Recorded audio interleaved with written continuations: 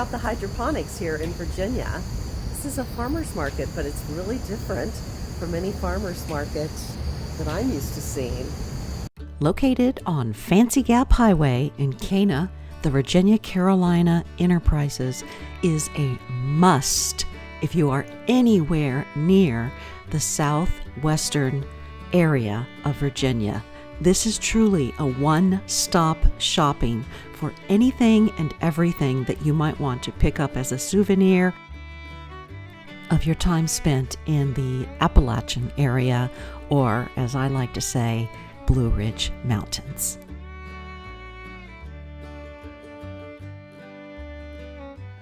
These are yellow eyes.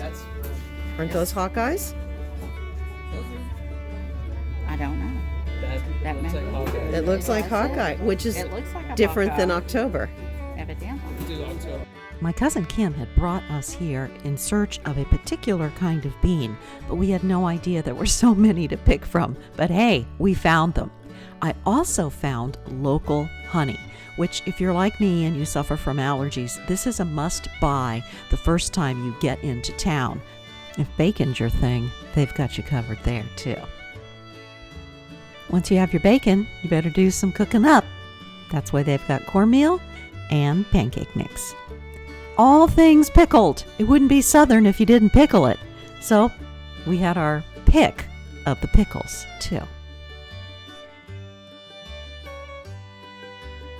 How about a little something sweet? Well, they got you covered there too. The Virginia Beauty stick candy was an all-time favorite of my mom's, and I can see why. Traffic jam here. Somebody left their buggy in the road. They left their buggy in the road. Today you are in Independence, Virginia, Grayson County, and we're at my parents' on Powerhouse Road. I'm Kim. I am your cousin. And this is my granddaughter, Aubrey. And she cheers for the Grayson County Blue Devils. Hey, honey, this is one I didn't like the color I had, and I went and got me some different paint today. That's an old one, I'm remodeled. So each bird has his own room. Yeah, and here, same way. But I think that ain't the color I'm gonna do it. I got some right out here at the woodshed I'll show you. See, that fits down over a floor before. And you that's hers house. That's a lot of work. I sold them things. I sold them for $150. That's probably the price of the wood nowadays. But they went good. People like that old. Everybody likes this old rough cut stuff. Mm-hmm. Yeah.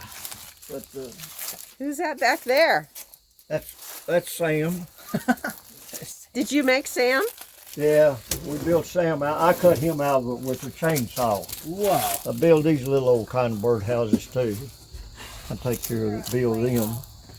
Them birds uses it, boy. No, I tell you they do. Yeah, nice looking house. I have what you call in the spring, them tree swallows. You know them, you've probably seen them at lakes and places where they come and dip down in the water and they go. Yeah. They come in here in the summertime and they build in these houses that I've got up and raises little ones. And then after they get their little ones, you know, up to where they can fly, they're gone. Right over in that tree, we stood as close as me and you are and talked to one. That bird acted like he knew exactly what we was talking about.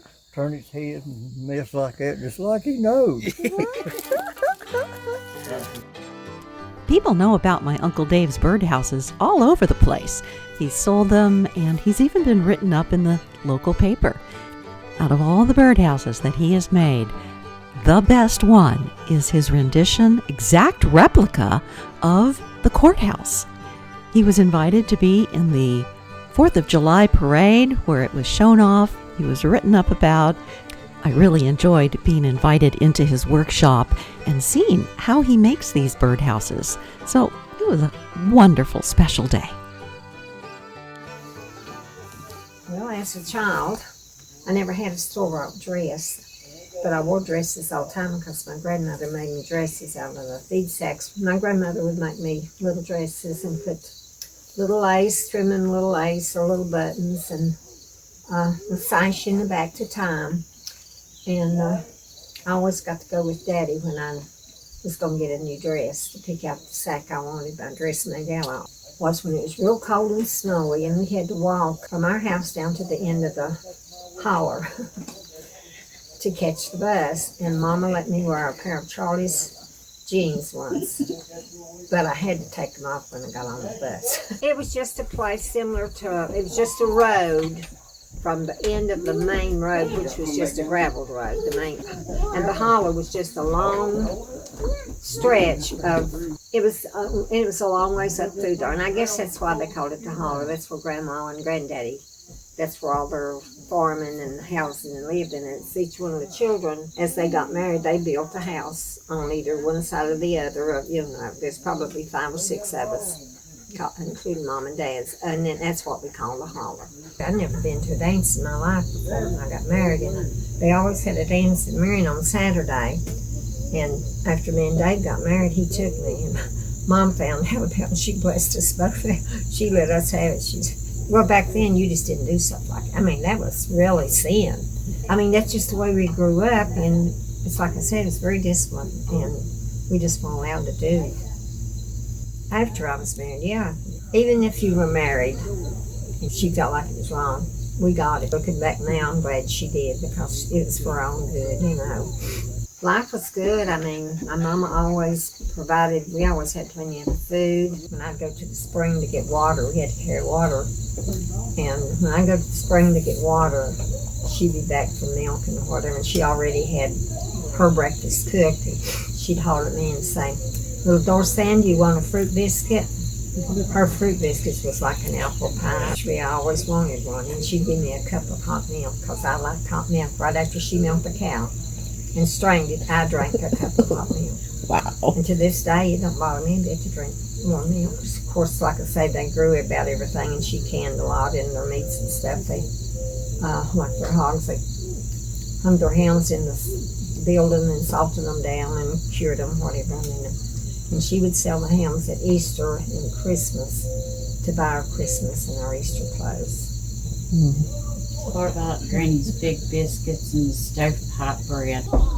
Nobody could cook like Granny. But I don't know, it's just, I mean, you know, we just had a simple life, but it was a good life, looking back.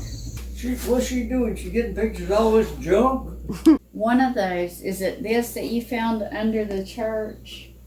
That's a rock hammer. Who gave It's you back that? in yonder, back in there. Oh. They were working on the church Yeah, I and found dug it. under the foundation, and he found that. Wow. So it's really old. Huh? Very old. Independence is 2.3 square miles, population 1,000. There are 2 pizza joints, 1 Mexican restaurant, and Beas BBQ.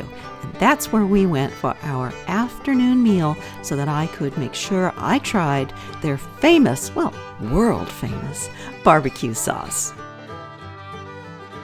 Well, I hope you enjoyed meeting my family back in Independence, Virginia. If you did, hey, give it a like and make sure you subscribe so that you don't miss some of the upcoming videos. We are going to Mount Airy, and you don't want to miss that.